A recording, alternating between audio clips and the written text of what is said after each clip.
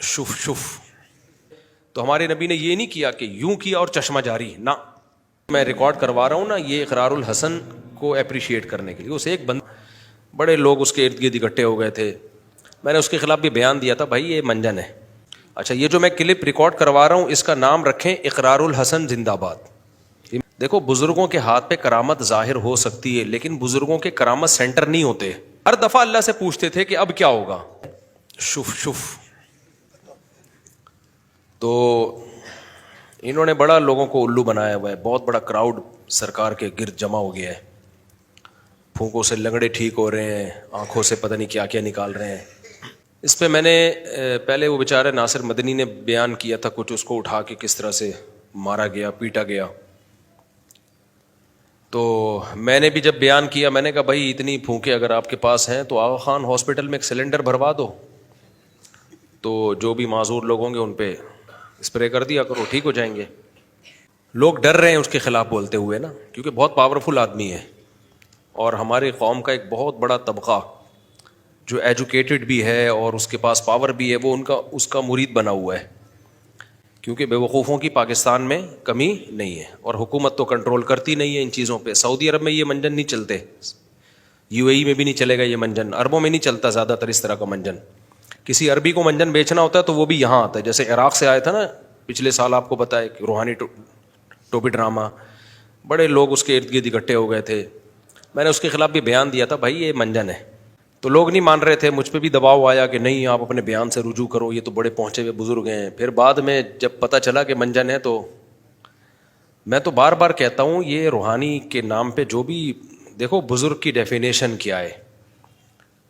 بزرگ کہتے ہیں جو خود بھی گناہوں سے بچتا ہو اور دوسروں کو بھی برائیوں سے روکتا ہو. اچھا یہ جو میں کلپ ریکارڈ کروا رہا ہوں اس کا نام رکھیں اقرار الحسن زندہ باد. میں اقرار الحسن کو اپریشیٹ کرنے کے لیے میں تذکرہ کر رہا ہوں, اس لیے میں نے ساتھیوں سے کہا کہ میں اس پہ بات کروں گا نا تو اس کا نام ہی رکھ دینا اقرار الحسن زندہ باد اور آگے پھونکے بنا دینا بہت ساری. تو بزرگ کی ڈیفینیشن کیا ہے؟ ولی اللہ کسے کہتے ہیں؟ ولی اللہ اسے کہتے ہیں خود بھی سنت پر عمل کرتا ہے, لوگوں کو بھی سنت پر چلاتا ہے. کچھ چیزیں تو بالکل واضح نظر آ رہی ہیں اس شخص میں جو سنت کے خلاف ہیں بالکل. دیکھو بزرگوں کے ہاتھ پہ کرامت ظاہر ہو سکتی ہے لیکن بزرگوں کے کرامت سینٹر نہیں ہوتے. سمجھتے ہو کہ نہیں سمجھتے؟ کبھی اللہ کسی بزرگ کے ہاتھ پہ کوئی کرامت ظاہر کر دے. عیسیٰ علیہ الصلوۃ والسلام تو اللہ کے پیغمبر تھے, پیغمبر کا مقام تو ولی سے بہت اونچا ہوتا ہے.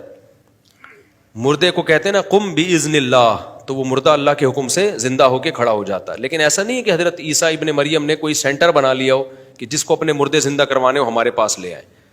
کیونکہ یہ جو معجزہ ہے نا اس کے صدور میں پیغمبر کا کوئی دخل نہیں ہوتا. یہ کس کی طرف سے ہوتا ہے؟ اللہ. جب اللہ چاہے گا تو ہو جائے گا, نہیں چاہے گا تو نہیں ہوگا.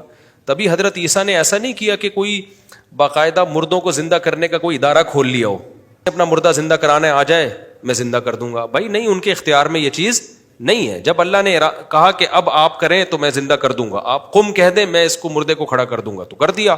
نارملی حضرت عیسیٰ یہ کام نہیں کر سکتے تھے. اسی طرح حضرت موسیٰ علیہ الصلوۃ والسلام لاٹھی کو سانپ بنا دیا کرتے تھے, یہ معجزہ تھا نا ان کا. تو لاٹھی کو جب سانپ بنایا کرتے تھے تو کیا موسیٰ علیہ السلام نے کوئی لاٹھی کو سانپ بنانے کا سینٹر کھول لیا تھا کہ جن لوگوں کو بھی سانپ چاہیے لاٹھیاں لے آئے, میں ڈن دم دم دھڑا دھڑ سانپ بنا دوں گا اور پھر اس کی پبلسٹی کر رہے ہوں. بلکہ ہوتا یہ تھا کہ جب اللہ آپ کو کہتا کہ میں اب لاٹھی کو سانپ بناؤں گا تو لاٹھی زمین پہ ڈالتے, سانپ اللہ بنا دیتا. جب نہیں ہوتا تو وہ لاٹھی رہتی, کچھ بھی نہیں ہوتا. یہی وجہ ہے کہ حضرت موسیٰ جب کوہ طور پہ پہنچے تو اللہ تعالیٰ نے موسیٰ علیہ السلام سے کہا کہ آپ کے دائیں ہاتھ میں کیا ہے؟ انہوں نے کہا لاٹھی ہے. کہا زمین پہ ڈالیں آپ. حضرت موسیٰ کو نہیں پتا تھا کہ یہ سانپ بن جائے گی.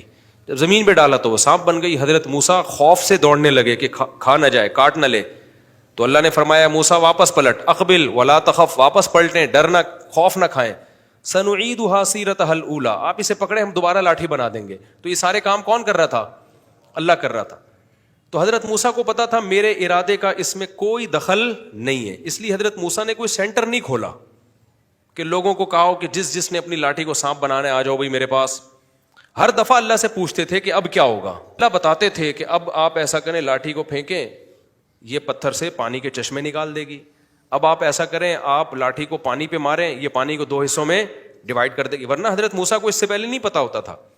اب دیکھیں موسیٰ علیہ السلام جب دریا کے کنارے پہنچے ہیں, پیچھے فرعون کا لشکر آ رہا ہے, تو پریشان ہو گئے بنی اسرائیل کہ ہم تو مارے گئے.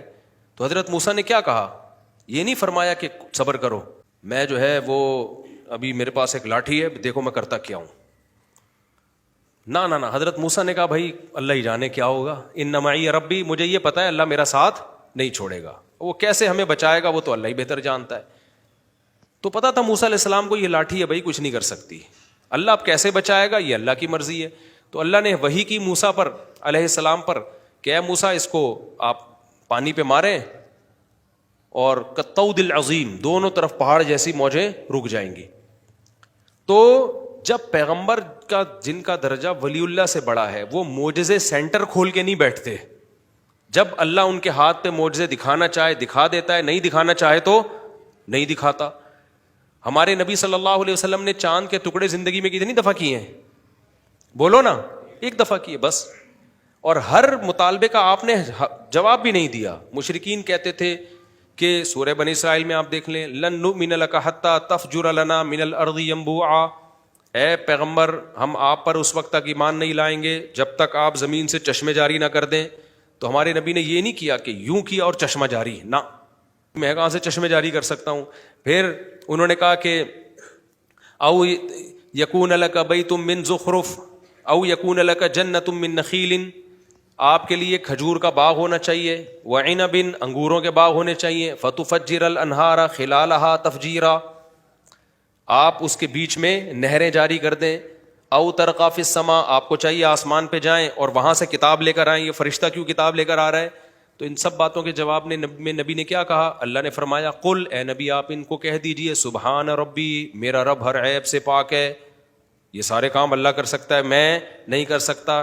حل کنت الا بشر رسولا, میں تو ایک انسان ہوں, اللہ کا پیغمبر ہوں, میں نے کب دعوے کیے کہ میں یہ سب کچھ کر سکتا ہوں. اب سوال پیدا ہوتا ہے جب نہیں کر سکتے پھر چاند کے 2 ٹکڑے کیوں کر دیے؟ بھائی اللہ نے کرا دیے اس وقت, جب اللہ کرا دے گا تو کر لیں گے.